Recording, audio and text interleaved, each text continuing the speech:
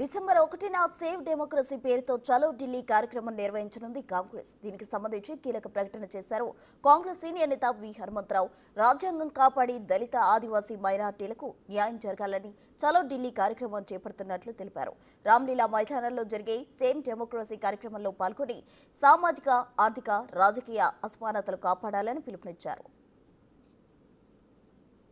బడుగు బలహీన వర్గాల గురించి, రైతుల గురించి, నిరుద్యోగుల గురించి, సామాన్యుల ఆలోచన, పేదవారి గురించి ఆలోచన చేసే సమయంలో ఈ చలో ఢిల్లీ సేవ్ డెమోక్రసీ డిమాండ్ మీద అనే కార్యక్రమం, ఇందులో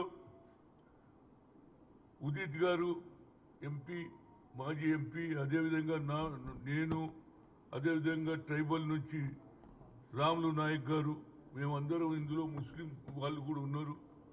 ఇది ఒక పెద్ద ఎత్తున రామ్లీలా మైదాన్లో 1 డిసెంబర్కు ఈ కార్యక్రమం చేపడుతున్నాం.